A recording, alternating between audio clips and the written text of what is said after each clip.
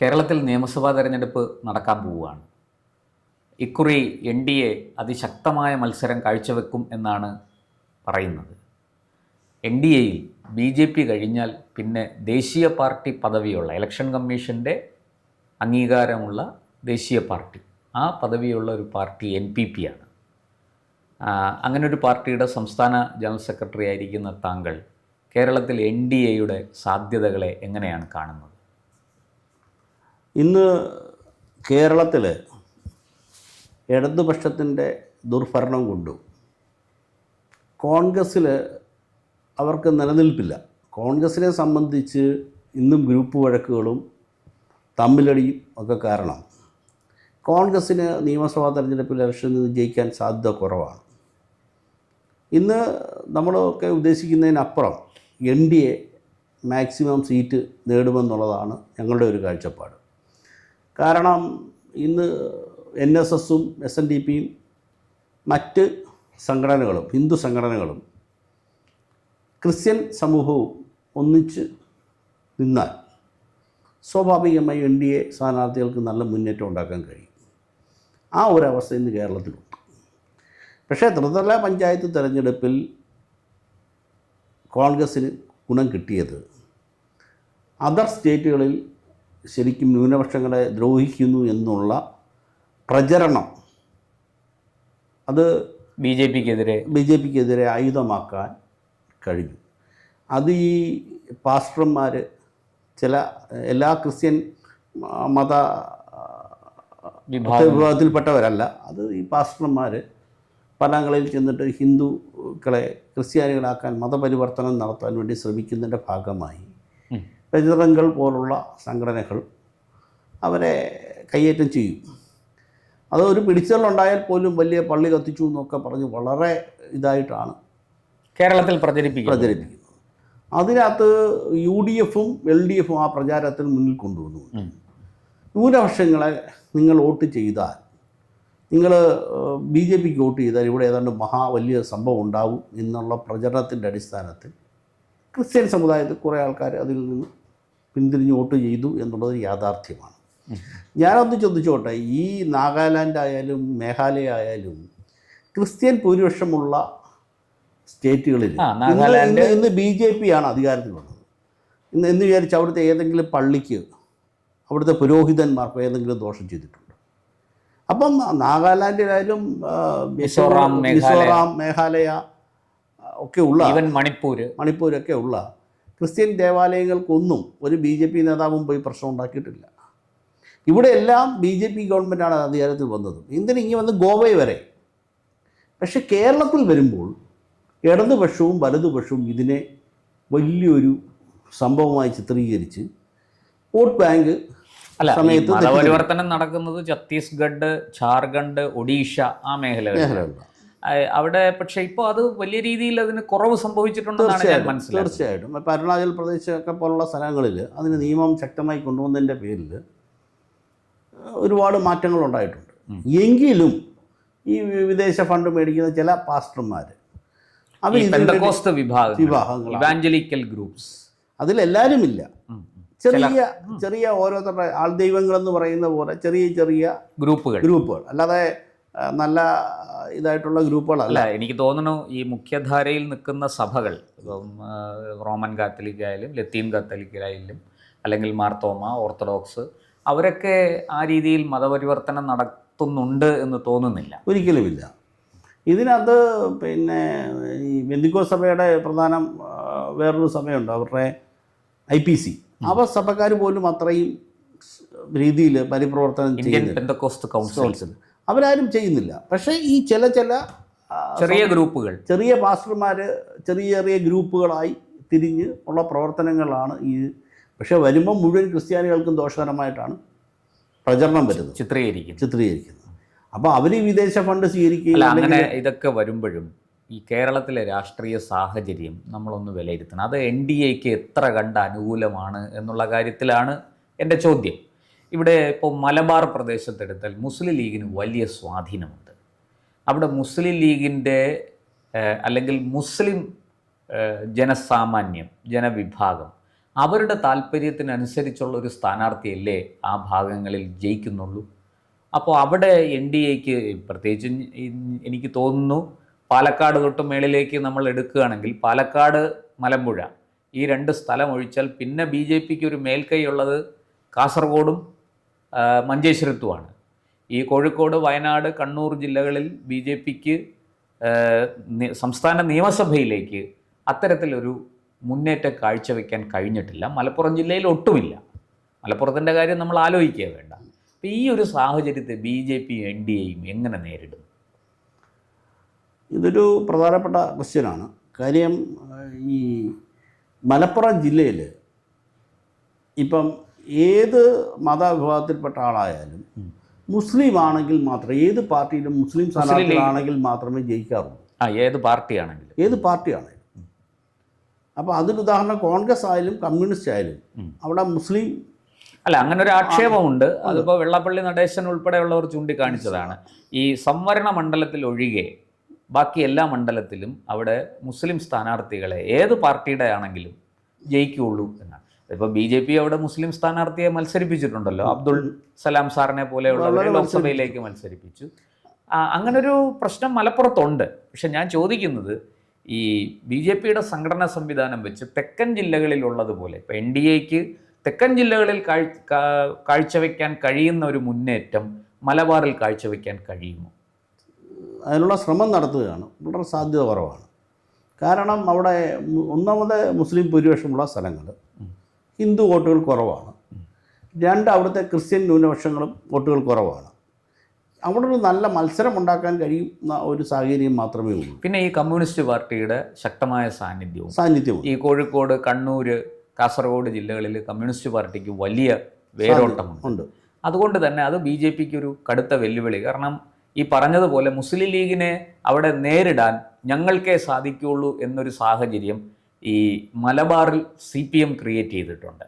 ഇങ്ങോട്ട് തെക്കൻ ജില്ലകളിൽ വരുമ്പോൾ RSSനെ നേരിടാൻ ഞങ്ങൾക്കേ കഴിയുള്ളൂ എന്നൊരു നരേറ്റീവ് ഇവിടെയും ക്രിയേറ്റ് ചെയ്തിട്ടുണ്ട്. അപ്പോൾ ഈ ഒരു രസതന്ത്രത്തിനകത്ത് കടന്ന് കളിക്കുമ്പോൾ ബി ജെ പിക്ക് എത്രത്തോളം സാധ്യത, എൻ ഡി എക്ക് എത്രത്തോളം സാധ്യത നമുക്ക് പറയാൻ കഴിയും?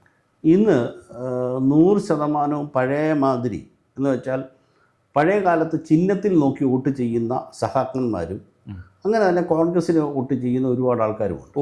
അവർ പാർട്ടി മാത്രമാണ്, ആര് നിൽക്കുന്നു എന്നുള്ളതല്ല. വിദ്യാഭ്യാസം പ്രശ്നമല്ല, ജാതി പ്രശ്നമല്ല, മതം പ്രശ്നമല്ല. അവിടെ അന്ന് കോൺഗ്രസിൻ്റെ കൈപ്പത്തി ചിഹ്നവും അല്ലെങ്കിൽ ഇടതുപക്ഷത്തിൻ്റെ അരിവാൾ ചുറ്റിക നക്ഷത്ര ചിഹ്നം അല്ലെങ്കിൽ അരിവാളും നെൽക്കതിരും ചെയ്താൽ വോട്ട് ചെയ്യുന്ന ആൾക്കാരുണ്ടായിരുന്നു. ഇന്ന് ആ സഹാക്കന്മാരുടെ വീട്ടിൽ നിന്ന് വിദ്യാഭ്യാസമുള്ള മക്കളാണ് ഇത്. അപ്പം ഇത് ചിന്തിക്കുന്ന വിഭാഗങ്ങളായതുകൊണ്ട്, തലമുറയായതുകൊണ്ട് മാർക്സിസ്റ്റ് പാർട്ടിക്ക് ഇന്നൊരു വെല്ലുവിളിയായിട്ട് വന്നിരിക്കുകയാണ്. അങ്ങനെ പഴയതിലോട്ട് കണ്ണു അടച്ചോട്ടൊന്നും കിട്ടത്തില്ല. അത് കോൺഗ്രസ്സിനുമില്ല. ഇന്ന് കോൺഗ്രസിൻ്റെ വോട്ട് ബാങ്ക് എന്ന് പറയുന്നത് ഏകദേശം 60 വയസ്സ് 65 വയസ്സുള്ള പഴയകാല കോൺഗ്രസ്സുകാർ മാത്രമാണ് ഇന്ന് കോൺഗ്രസ്സിൽ വോട്ട് ചെയ്യുന്നത്. പുതിയ യുവതലമുറ നരേന്ദ്രമോദിയുടെയും അമിത്ഷാജിയുടെയും ഭരണത്തിൽ, എൻ ഡി എയുടെ ഭരണത്തിൽ തൃപ്തരായിട്ടാണ് നിൽക്കുന്നത്. ഇന്ന് യുവതലമുറയുടെ വോട്ടാണ് ഇന്ന് എൻ ഡി എ നേതൃത്വം നൽകുന്നവർക്ക് കിട്ടുന്നത്. ആ യുവജനങ്ങളുടെ എത്രത്തോളം വോട്ട് നമുക്ക് കരസ്ഥമാക്കാൻ പറ്റുമെങ്കിൽ ശരിക്കും എൻ ഡി എ അധികാരത്തിൽ വരാൻ പറ്റും എന്നുള്ളതാണ് ഞങ്ങളുടെ പ്രതീക്ഷ. നല്ലതാണ്. ഞാൻ മറ്റൊരു കാര്യം ചോദിക്കുന്നത്, നമ്മൾ മധ്യ കേരളത്തിലേക്ക് വന്നാൽ ഇപ്പം തൃശ്ശൂർ, എറണാകുളം, ഇടുക്കി തൊട്ട് കോട്ടയം വരെയൊക്കെ എടുത്താൽ ഈ പറഞ്ഞ ഒരു ക്രിസ്ത്യൻ ന്യൂനപക്ഷങ്ങളുടെ ആധിക്യമുള്ള ഒരു സ്ഥലമാണ് അല്ലെങ്കിൽ ജില്ലകളാണ്. അവിടെ ഇക്കുറി ഇപ്പോൾ മുനമ്പത്ത് വഖഫ് വിഷയവുമായി ബന്ധപ്പെട്ട് സമരം നടന്നു. ബി ജെ പി വളരെ ശക്തമായ സമരം ചെയ്തു. അവിടുത്തെ മുനമ്പത്തെ കുടിയിറക്ക് ഭീഷണി നേരിട്ടിരുന്ന ജനതയ്ക്ക് വലിയ പിന്തുണ കൊടുത്തു. പക്ഷേ തദ്ദേശ തെരഞ്ഞെടുപ്പ് കഴിഞ്ഞപ്പോൾ അവിടെ മുനമ്പത്ത് പോലും ബി ജെ പിക്ക് 2 വാർഡിലാണ് ജയിക്കാൻ പറ്റിയത്. Munambam panchayat B J P പിടിക്കേണ്ടതായിരുന്നു, പക്ഷേ 2 വാർഡിലാണ് ബി ജെ പിക്ക് ജയിക്കാൻ പറ്റിയത്. അവിടെ കോൺഗ്രസ് ആ വിജയം തട്ടിക്കൊണ്ടു. ഇത് നമുക്ക് ഇടുക്കിയിലും എറണാകുളത്തും കോട്ടയത്തും ഒക്കെ നമുക്കിത് ദൃശ്യമാണ്. ഈ ഒരു സംഭവം ബി ജെ പി മിക്ക പഞ്ചായത്തിലും ബി ജെ പി തന്നെയല്ല എൻ ഡി എ സഖ്യം ജയിച്ചു വരുമെന്ന് കാണുമ്പോൾ മാർക്സിസ്റ്റ് പാർട്ടിയും കോൺഗ്രസും ഒരുമിക്കും രഹസ്യധാരണ ഉണ്ടാക്കും. അവിടെ ജയിക്കാൻ സാധ്യത മാർക്സിസ്റ്റ് പാർട്ടി ആണെങ്കിൽ കോൺഗ്രസ്സുകാരുടെ മാർക്സിസ്റ്റ് പാർട്ടി കൂട്ടി. എന്ന് വെച്ചാൽ എൻ ഡി എയുടെ വളർച്ച അവിടെ തടയിടുക എന്നുള്ള ലക്ഷ്യം പ്രാദേശിക തലത്തിലുണ്ടാകുന്നുണ്ട്. അതിനെ മറികടക്കാൻ ഇവിടുത്തെ പ്രാദേശികമായ എൻ ഡി എ നേതാക്കന്മാർക്ക് കഴിഞ്ഞില്ല. ഇനിയും വരുന്ന തെരഞ്ഞെടുപ്പിൽ അത് മനസ്സിലാക്കിയുള്ള പ്രവർത്തനം കാഴ്ചവെക്കുമ്പോൾ അത് മാറ്റമുണ്ടാകുമെന്നാണ് എനിക്ക് വിശ്വാസം. കാരണം ഈ പ്രാദേശിക തലത്തിൽ BJP അധികാരത്തിൽ വരരുത് എന്ന് കാണുമ്പോൾ എൻ ഡി എ അധികാരത്തിൽ വരുന്ന സ്ഥലങ്ങളിൽ ഉച്ചതിരിഞ്ഞുള്ള വോട്ടുകളെല്ലാം മാർക്സിസ്റ്റ് പാർട്ടിയും കോൺഗ്രസും രഹസ്യധാരണ ഉണ്ടാക്കി ചെയ്യും. അങ്ങനെ പല പഞ്ചായത്തുകളും നമുക്ക് തലനാരിഴയ്ക്ക് നഷ്ടപ്പെട്ടിട്ടുണ്ട്. ഈ കഴിഞ്ഞ, അതായത് 2020 തദ്ദേശ തെരഞ്ഞെടുപ്പിൽ BJPക്ക് ഏതാണ്ട് 17.7% വോട്ടുണ്ടായിരുന്നു എന്നാണ് ഞാൻ 17 ചില്ലറ എത്രയാണെങ്കിലും 17% എന്ന് വെച്ചോളൂ. ഇക്കുറി അത് 14.2% കുറഞ്ഞിരിക്കുകയാണ്. എന്തുകൊണ്ടാണ് തദ്ദേശ തെരഞ്ഞെടുപ്പിൽ ഈ ഒരു കുറവ് വന്നത്? താങ്കൾക്ക് എന്താണ് ഈ പറഞ്ഞതുപോലെ NDA, ഞാൻ പറയുന്നത് BJPക്ക് മാത്രമല്ല NDAക്ക് മൊത്തത്തിൽ, അപ്പോൾ NDAയുടെ ഒരു വളരെ കെട്ടുറപ്പോട് കൂടിയ ഒരു പ്രവർത്തനം നടന്നില്ലെന്നാണോ, അതോ മറ്റെന്തെങ്കിലും കാരണം അതിനകത്തുണ്ടോ? ഈ BDJSൻ്റെയൊക്കെ വോട്ടിൽ വലിയ കുറവ് വന്നതായിട്ടാണ് പൊതുവേ നമുക്ക് വിലയിരുത്താൻ കഴിയുന്നത്. ഇതിനകത്ത് ഞാൻ മനസ്സിലാക്കിയിടത്തോളം കാലം ഇത് വെച്ചിട്ട് ഈ NDAയുടെ വോട്ട് വളരെ ശക്തമായി കുറഞ്ഞിട്ടൊന്നുമില്ല. ഈ കഴിഞ്ഞ കാലങ്ങളിലേക്കാൾ പല വാർഡുകൾ വിഭജനം വന്നപ്പോൾ പല വാർഡുകളും കൂടിയിട്ടുണ്ട്, ഡീലിമിറ്റേഷൻ ഉണ്ട്. അപ്പോൾ അങ്ങനെ വരുമ്പോഴത്തേക്ക് ആ ഓരോ വാർഡിലെയും ഈ പിന്നെ പുതിയ BJPക്ക് നമ്മളൊരു വ്യത്യാസം പറയുമ്പോൾ ഒരു പോസിറ്റീവും നെഗറ്റീവും ഉണ്ട്. BJPക്ക് സീറ്റുകൾ കൂടുതൽ കിട്ടിയിട്ടുണ്ട്. തിരുവനന്തപുരത്ത് ഭരണം പിടിച്ചു, അതുപോലെ പല മുനിസിപ്പാലിറ്റികളിലും നിർണായക ശക്തിയായി. ഇപ്പോൾ തൃപ്പൂണിത്തറ പിടിച്ചു, അങ്ങനെ പലതും. പാലക്കാട് നിലനിർത്തി, ഒരുപാട് പഞ്ചായത്തുകൾ BJP കുറി ഭരണം പിടിച്ചിട്ടുണ്ട്. പല പഞ്ചായത്തുകളിലും BJP നിർണായക ശക്തിയായി. പുതിയ മെമ്പർമാരുണ്ട്. അതൊന്നും കണക്കാക്കാതെ അല്ല, അല്ലെങ്കിൽ അതിനെ ഒന്നും മനസ്സിലാക്കാതെ അല്ല ഞാൻ ഈ ചോദിച്ചത്. പക്ഷേ ഈ വോട്ട് ഷെയറിൽ ഒരു കുറവുണ്ടായിരിക്കുന്നു. ഇത് വേറൊരു രസകരമായ കാര്യം, CPM-നും വലിയ കുറവാണ് ഉണ്ടായിരിക്കുന്നത്. അതാണ് ഞാൻ പറഞ്ഞത്. CPM-ന് ചെറിയ കുറവല്ല LDF-ന് ഉണ്ടായിരിക്കുന്നത്. സമാനമാണ് ഇവിടെയും BJP. അതേസമയം UDF-ന് വോട്ട് കൂടുകയും ചെയ്തു, വോട്ട് ഷെയർ കൂടുകയും ചെയ്തു. അല്ല, ഞാൻ പറഞ്ഞത് ഈ ഒരു കുറവ് എന്ന് പറയുന്നത് ഏകദേശം ഞാൻ പറഞ്ഞല്ലോ, ഈ ഇലക്ഷൻ്റെ രാത്രി ഉച്ചതിരിഞ്ഞുള്ള വോട്ടുകൾ UDF-ഉം LDF-ഉം കൈകാര്യം ചെയ്തു. ശരിക്കും LDF-ന്റെ വോട്ട് വലിയ രീതിയിൽ UDF-ലേക്ക് പോയി തീർച്ചയായിട്ടും. കാര്യം BJP അവിടെ ജയിച്ചാൽ അടുത്ത വരുന്ന പഞ്ചായത്ത് തെരഞ്ഞെടുപ്പിൽ BJP ആ പഞ്ചായത്ത് അല്ലെങ്കിൽ NDA ആ പഞ്ചായത്ത് പിടിക്കും എന്നുള്ള ഇത് വന്നു കഴിഞ്ഞപ്പോൾ ഒരു കാരണവശാലും ഇവരെ ജയിപ്പിക്കേണ്ട എന്നുള്ള രീതി ചിലയിടത്ത് UDF വോട്ട് LDF-നും LDF വോട്ട് UDF-നും. കാര്യം അവർ കേരളം വിട്ടാൽ പിന്നെ ഘടകകക്ഷിയാണല്ലോ. അതെ, ആ രീതിയിൽ അവർ കൈകാര്യം കഴിഞ്ഞാൽ ഒന്നാണ്.